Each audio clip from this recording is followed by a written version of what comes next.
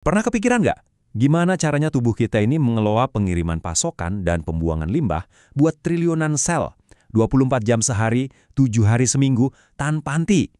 Nah, hari ini kita akan bongkar tuntas rahasia di balik jalan tol super yang ada di dalam diri kita semua. Sistem peredaran darah. Pertanyaan ini sebetulnya bukan teka-teki loh. Ini adalah tantangan logistik yang super rumit yang dihadapi tubuh kita setiap detiknya. Bayangin aja, setiap sel itu butuh asupan nutrisi dan oksigen yang konstan, dan pastinya perlu ada yang ngangkutin sampah hasil metabolismenya. Dan jawaban untuk tantangan logistik tadi, ya sistem peredaran darah kita sendiri. Sebuah jaringan biologis yang luar biasa canggih, yang bekerja tanpa kenal lelah untuk menjaga kita tetap hidup. Bahkan saat kita lagi tidur nyenyak sekalipun. Oke, sekarang mari kita selami lebih dalam ya. Kita mulai dengan melihat 3 komponen utama yang membuat seluruh jaringan ini bisa berfungsi dengan sempurna. Gampangnya gini, darah itu ibarat paket yang diantar. Jantung itu mesin pompanya yang super kuat, dan pembuluh darah itu jalan rayanya. Nah, 3 serangkai ini bekerja sama dalam satu sirkuit tertutup yang efisien banget buat memastikan setiap sel dari ujung rambut sampai ujung kaki dapat layanan tanpa henti.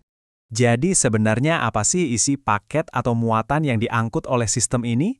Yuk kita lihat lebih dekat komponen yang paling vital ini, darah. Kalau kita lihat dari dekat, kita bakal sadar kalau darah itu bukan cuma cairan merah biasa. Darah itu adalah sebuah jaringan hidup yang sangat kompleks. Isinya bisa kita bagi jadi 2 bagian utama, yang tugasnya masing-masing sangat berbeda. Coba bayangin, darah kita dimasukkan ke alat yang bisa berputar super kenceng, namanya sentrifugasi. Nanti darah itu akan terpisah loh. Bagian atasnya yang berupa cairan kekuningan itu namanya plasma.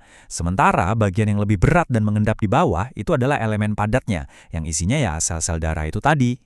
Plasma ini ibarat sungainya. Dialah yang membawa semua penumpangnya, nggak cuma sel-sel darah, tapi juga protein-protein penting. Misalnya ada albumin yang menjaga keseimbangan cairan, dan ada fibrinogen yang perannya krusial banget dalam proses pembekuan darah kalau kita terluka. Nah ini nih bagian yang bikin kita melongo. Skalanya, tubuh kita ini punya sekitar 25 triliun sel darah merah. Banyak banget kan? Mereka ini seperti armada kurir oksigen yang super sibuk, bolak-balik tanpa henti buat memastikan setiap jaringan di tubuh kita mendapatkan bahan bakar untuk terus berfungsi. Kalau sel darah merah tadi adalah kurir, nah sel darah putih ini adalah pasukan keamanannya. Ada beberapa jenis loh, ada yang namanya neutrofil yang jadi garda terdepan saat ada infeksi. Terus ada juga limfosit yang lebih cerdas, bisa menciptakan senjata khusus yaitu antibodi untuk melawan musuh-musuh tertentu. Tanpa si trombosit yang selalu siaga ini, luka kecil kayak tergores kertas saja bisa jadi masalah besar. Soalnya, merekalah tim perbaikan darurat yang langsung datang buat menyumbat kebocoran dan mencegah kita kehilangan banyak darah. Oke, muatannya udah siap. Sekarang kita butuh mesin pendorongnya dong. Yuk kita beralih ke pusat distribusi utama, sang jantung. Kita lihat gimana caranya organ ini bisa menghasilkan tekanan yang begitu kuat untuk menggerakkan semua darah ini. Setiap harinya, otot yang luar biasa ini memompa lebih dari 9.400 liter darah. Kekuatannya itu begitu konsisten. Saking efisiennya, seluruh volume darah di tubuh kita yang kira-kira cuma 5 liter bisa bersirkulasi ke seluruh tubuh hanya dalam waktu 1 menit saja. Keren banget! Nah, ini menunjukkan betapa jeniusnya desain jantung. Dia itu seperti punya 2 pompa dalam satu mesin. Sisi kanan bertugas memompa darah kotor ke paru-paru untuk dicuci dan diisi oksigen, lalu darah yang sudah bersih ini kembali ke sisi kiri jantung, yang pompanya jauh lebih kuat untuk disebarkan ke seluruh tubuh.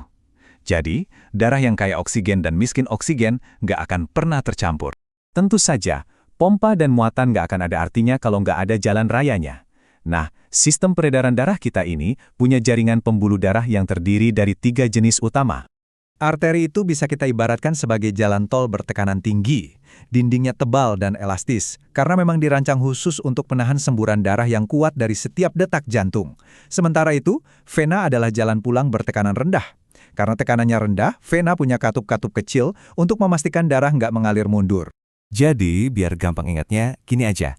Arteri itu fungsinya membawa darah away atau menjauh dari jantung. Simple kan? Nah, di antara jalan tol arteri dan jalan pulang vena, ada gang-gang sempit mikroskopis yang disebut kapiler.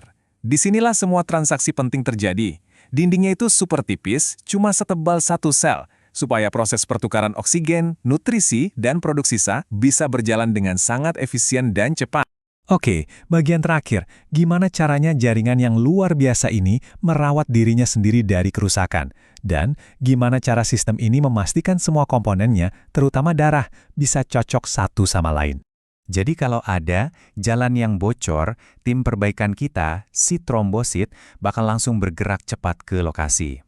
Mereka akan memicu serangkaian reaksi kimia yang rumit untuk mengubah fibrinogen menjadi benang-benang fibrin. Benang-benang inilah yang akan membentuk jaring kuat untuk menambal kerusakan itu. Nah, gagasan soal kompatibilitas ini jadi sangat krusial, terutama dalam hal transfusi darah. Di permukaan sel darah merah kita ada penanda unik yang disebut antigen, dan inilah yang menentukan golongan darah kita, A, B, AB, atau O. Ini bisa diibaratkan seperti seragam tim. Kalau kita mencampur golongan darah yang nggak cocok, sistem kekebalan tubuh kita bisa menganggapnya sebagai musuh dan menyerangnya. Coba deh, kita renungkan sejenak. Selama kita hidup, jantung kita akan berdetak sekitar 2 miliar kali. Tanpa henti, tanpa libur, terus memompa untuk memberi tenaga pada jaringan yang luar biasa ini. Mulai dari muatannya, pompanya, sampai jalan rayanya, sistem peredaran darah adalah sebuah mahakarya sunyi yang bekerja di dalam diri kita setiap detik, setiap hari. Sebuah pengingat betapa menakjubkannya tubuh kita ini.